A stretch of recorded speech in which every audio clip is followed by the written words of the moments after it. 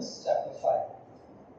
നമ്മുടെ രക്ഷയോടുള്ള ബന്ധത്തിൽ വലിയനായ ദൈവം നമ്മുടെ ജീവിതത്തിൽ ചെയ്ത വൻകാര്യങ്ങളെ ഓർത്ത് ധ്യാനിച്ചുകൊണ്ട് അല്പസമയത്ത് ചിന്തയ്ക്കായിട്ട് റോമാലേഖനത്തിലേക്ക് തിരികാനായിട്ട് ആഗ്രഹിക്കും. Romans chapter 5 verse 18 and 19. റോമർക്ക് എഴുതിയ ലേഖനം 5-ാം അധ്യായത്തിന്റെ 18-ഉം 19-ഉം വാക്യം. Romans 5:18 and 19. So then, as through one transgression there resulted condemnation to all men, even so, through one act of righteousness there resulted justification of life to all men. For as through the one man's disobedience the many were made sinners, even so, through the obedience of the one, the many will be made righteous. അങ്ങനെ ഏക ലംഘനത്താൽ സകല മനുഷ്യർക്കും ശിക്ഷാവിധി വന്നതുപോലെ ഏകനീതിയാൽ സകല മനുഷ്യർക്കും ജീവകാരണമായ നീതീകരണവും വന്നു. ഏക മനുഷ്യന്റെ അനുസരണക്കേടിനാൽ അനേകർ പാപികളായി തീർന്നതുപോലെ ഏകന്റെ അനുസരണത്താൽ അനേകർ നീതിമാന്മാരായി. As I was meditating this verse, I was reminded about one incident which I observed personally while I was working in Hosur. ഈ ഭാഗം വായിച്ചുകൊണ്ടിരുന്നപ്പോൾ വ്യക്തിപരമായിട്ട് ഞാൻ കണ്ട ഒരു കാര്യം എന്റെ മനസ്സിലേക്ക് ഹുസൂരിലായിരുന്നപ്പോൾ കണ്ട ഒരു കാര്യം എന്റെ മനസ്സിലേക്ക് കടന്നു വന്നു. In our campus we have this wastewater problem, and so one individual who came from US wanted to do some kind of a water treatment remedy. അവിടെയുള്ള ബൈബിൾ സ്കൂളിന്റെ ക്യാമ്പസിലെ ഈ അഴുക്കുവെള്ളം ഒഴുക്കിക്കളയുന്നതിനോടുള്ള ബന്ധത്തില് ചില പ്രശ്നങ്ങൾ അഭിമുഖീകരിച്ചപ്പോൾ ആ കാര്യത്തിൽ സഹായിക്കാനായിട്ട് അമേരിക്കയിൽ നിന്ന് ഒരു വ്യക്തി അവിടെ കടന്നു വന്നപ്പോൾ ചില ആശയങ്ങൾ പറഞ്ഞു. This individual collected the dirty water from the septic tank, and he collected in a water bottle or in a plastic bottle. അദ്ദേഹം ഈ കാര്യം സഹായകരമായ രീതിയിൽ കാണിക്കുവാനായിട്ട് മലിനജലം ഒരു കുപ്പിയില് എടുത്തിട്ട് ഞങ്ങൾ കാണിച്ചു തന്നു. And he just emptied one packet of some kind of a powder into that bottle. ഒരു പൗഡർ മലിനജലം അടങ്ങിയിരിക്കുന്ന കുപ്പിയിലേക്ക് ഇട്ടു. Within seconds, that dirty, contaminated, infected water started to curdle up. ആ പൊടിയിട്ട ഉടനെ തന്നെ ആ മലിനജലം അത് മുഴുവനായിട്ട് അത് കലങ്ങി മറഞ്ഞു.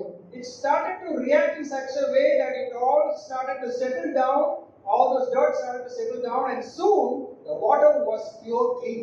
ആ മലിനജലത്തിലുണ്ടായിരുന്ന അഴുക്കുകളെല്ലാം അതിന്റെ അടിയിലേക്ക് അടിഞ്ഞ് വെള്ളം ശുദ്ധമായി തീരുവാനായിട്ട് ഇടയായിരുന്നു. So we were all happy seeing this reaction taking place, but something more happened. ആ കാര്യം കണ്ടപ്പോൾ ഞങ്ങൾക്ക് വലിയ അത്ഭുതം തോന്നി. എന്നാൽ അത് മാത്രമല്ല സംഭവിച്ചത്. He in fact said, "This is now ready for drinking." അദ്ദേഹം ഞങ്ങളോട് പറഞ്ഞു, ഈ കാണുന്ന വെള്ളം കുടിക്കാൻ തക്ക അത്രയും ശുദ്ധമായ വെള്ളമാണ് എന്ന് പറഞ്ഞു. And he took the sip from that bottle and said, "See, now it is disinfected and it's very safe to drink." അദ്ദേഹം അതിൽ നിന്ന് ഒരു വായി വെള്ളം കുടിച്ചിട്ട് ഞങ്ങളോട് പറഞ്ഞു, ഇതിപ്പോൾ കുടിക്കത്തക്ക രീതിയിൽ ശുദ്ധമായ വെള്ളമാണ് എന്ന് പറഞ്ഞു. So it was some kind of an amazing thing that we witnessed around 14 years back. ഏകദേശം 14 വർഷങ്ങൾക്ക് മുമ്പ് ഞങ്ങൾ കണ്ട അത്ഭുതകരമായ ഒരു കാര്യമായിരുന്നു അത്. And I was wondering as to how this dramatic reversal of that state of that water happened. എങ്ങനെ ഈ മലിനജലം ഇത്ര അത്ഭുതകരമായ രീതിയിൽ അത് രൂപാന്തരപ്പെട്ടു എന്ന് ഞങ്ങൾ ചിന്തിക്കുകയായിരുന്നു. What we just read over here in this passage in Romans also talks about a great and a very significant reversal that happened in our spiritual life. നമ്മുടെ ആത്മീയ ജീവിതത്തിൽ സംഭവിച്ച ഒരു വലിയ രൂപാന്തരത്തെക്കുറിച്ച്, വ്യത്യാസത്തെക്കുറിച്ചാണ് ഈ രണ്ട് വാക്യങ്ങളിൽ നമ്മൾ വായിച്ചു കേൾക്കാനായിട്ട് ഇടയായി തീർന്നത്. Apostle Paul brings some contrast between the things that Adam did and the thing that the Lord Jesus Christ did. Adam ചെയ്ത കാര്യത്തെക്കുറിച്ചും കർത്താവായ യേശുക്രിസ്തു നിവർത്തിച്ച കാര്യത്തെക്കുറിച്ചുമുള്ള ഒരു താരതമ്യമാണ് ഇവിടെ അപ്പോസ്തലൻ ഓർപ്പിക്കുന്നത്. He also contrasts as to the kind of an outcome that came about from Adam's action and the outcome that came from the action of our Lord Jesus Christ. ആദാമിന്റെ പ്രവൃത്തി മുഖാന്തരം ഉണ്ടായ അനന്തരഫലത്തെക്കുറിച്ചും കർത്താവായ യേശുക്രിസ്തു നിവർത്തിച്ച ആ യാഗമരണത്തിലൂടെ സാധ്യമായ കാര്യത്തെക്കുറിച്ചും ഇവിടെ പൗലോസ് സ്ഥാപിക്കുകയാണ്. Adam disobeyed God, but the Lord Jesus Christ, he obeyed what the Father said. Adam ദൈവത്തോട് അനുസരണക്കേട് കാണിച്ചു, എന്നാൽ ദൈവത്തെ സമ്പൂർണ്ണമായി അനുസരിച്ച കർത്താവായ യേശുക്രിസ്തുവിനെ നമുക്ക് കാണുവാനായിട്ട് സാധിക്കുന്നു. The one act of transgression of Adam caused infection in the life of humanity. ഏകന്റെ ലംഘനത്താൽ മനുഷ്യജാതിയിലൊക്കെയും പാപം പ്രവേശിക്കുവാനായിട്ട് ഇടയായി തീർന്നു. The deadly virus of sin caught hold of each and every one. പാപത്തിന്റെ പാപം നമ്മളെല്ലാവരെയും പിടിക്കുവാനായിട്ട് ഇടയായി തീർന്നു. And and the condemnation became universal in nature. എല്ലാവരും ഒരുപോലെ മലിനപ്പെടുവാനായിട്ട് ഇടയായി തീർന്നു. Without exception, each and every individual turned out to become a sinner.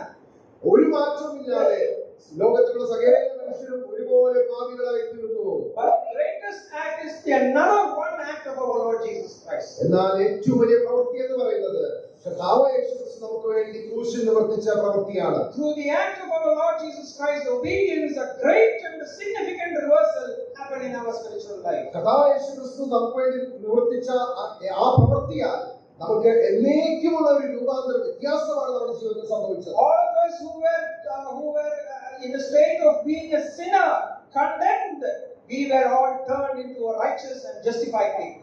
ന്യായവിധിക്ക് വിധിക്കപ്പെട്ടിരുന്ന പാപികളായിരുന്ന നമ്മളെല്ലാവരും കർത്താവായ യേശു ക്രിസ്തുവിന്റെ പ്രവൃത്തിയാൽ നീതിമാന്മാരായി തീരുവാനായിട്ടുള്ള അവസരം ലഭിച്ചിരിക്കുകയാണ്. So if condemnation came upon all men in Adam, ആദാമിലൂടെ എല്ലാവരും ഒരുപോലെ പാപികളായി തീർന്നുവെങ്കിൽ, then we also understand justification happened in the Lord Jesus Christ. കർത്താവായ യേശു ക്രിസ്തുവിലൂടെ നമുക്ക് നീതിമാന്മാരായി തീരുവാനായിട്ടുള്ള ഭാഗ്യപദവിയാണ് ലഭിച്ചിരിക്കുന്നത്. If all were made sinners in Adam, ആദാമിലൂടെ നമ്മൾ എല്ലാവരും പാപികളായി തീർന്നുവെങ്കിൽ, we were all made righteous in the Lord Jesus Christ. കർത്താവായ യേശു ക്രിസ്തുവിലൂടെ നമ്മൾ എല്ലാവരും നീതിമാന്മാരായി തീർന്നിരിക്കുകയാണ്. What a great reversal act the Lord God has done in our Christian life. കർത്താവായ യേശു ക്രിസ്തു നമ്മുടെ ജീവിതത്തിൽ ചെയ്ത ഈ വലിയ കാര്യത്തെ നമുക്ക് ഓർക്കാം. How much we need to thank God for He had a solution for man's sin. മനുഷ്യന്റെ പാപത്തിനുള്ള പരിഹാരം കർത്താവായ ദൈവം എങ്ങനെ ഒരുക്കി എന്നുള്ളത് ഓർത്ത് നമുക്ക് ദൈവത്തെ സ്തുതിക്കാം. We need to praise Him that He had a solution for sin problem. മനുഷ്യന്റെ പാപത്തിനായിട്ടുള്ള പരിഹാരം ദൈവം നമുക്ക് വേണ്ടി കരുതി എന്നുള്ളത് ഓർത്ത് നമുക്ക് ദൈവത്തെ സ്തുതിക്കാം. Through that one righteous act of our Lord Jesus Christ on the cross of Calvary, He demonstrated His love towards us, and we had a great reversal happening. കർത്താവായ യേശു ക്രിസ്തു നമുക്ക് വേണ്ടി ക്രൂശിൽ നിവർത്തിച്ച ആ യാഗമരണത്തിലൂടെ ദൈവത്തിന്റെ സ്നേഹം വെളിപ്പെടുത്തിയ ആ പ്രവൃത്തിയിലൂടെ നമുക്ക് നീതിമാന്മാരായി തീരുവാനായിട്ടുള്ള അവസരമാണ് ലഭിച്ചിരിക്കുന്നത്. Today we have eternal life for all those who have believed and trusted in the Lord Jesus Christ. കർത്താവായ യേശു ക്രിസ്തുവിൽ ആശ്രയിച്ച് വിശ്വസിച്ചിരിക്കുന്ന എല്ലാവർക്കും ദൈവമക്കളായി തീരുവാനായിട്ടുള്ള വലിയ ഭാഗ്യപദവി, രക്ഷ, നിത്യജീവൻ നമുക്ക് ഭാഗ്യമായി ദാനമായി ലഭിച്ചിരിക്കുകയാണ്. We have a right standing before our eternal God. മാത്രമല്ല ദൈവമുമ്പാകെ നമുക്ക് നീതിമാന്മാരായി നിൽക്കുവാനായിട്ടുള്ള The act of the Lord Jesus Christ shows or demonstrates how powerful that act was. ആ കർത്താവായ യേശു ക്രിസ്തു നമുക്ക് വേണ്ടി ആ കഴിച്ച ആ പ്രവൃത്തി അത് എത്രമാത്രം പ്രധാനപ്പെട്ടതായിരുന്നു. The Christ's action was solid enough or very sufficient enough to put down all those actions that Adam did.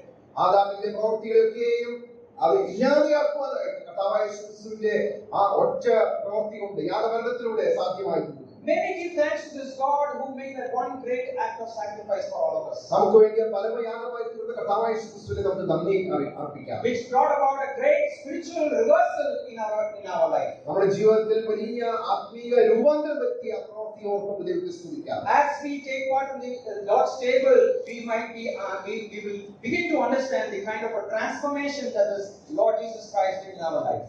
ഈ അപ്പവീഞ്ഞുകളിൽ നാം പങ്കുകൊള്ളുമ്പോൾ നമ്മുടെ ജീവിതത്തിൽ ദൈവം വരുത്തിയ വലിയ രൂപാന്തരത്തെ നമുക്ക് ഓർക്കാം. May we remember His love towards us and the great one act of reversal that He has done in our life. നമ്മെ സ്നേഹിച്ച മഹാസ്നേഹത്തെ നമുക്ക് ഓർക്കാം.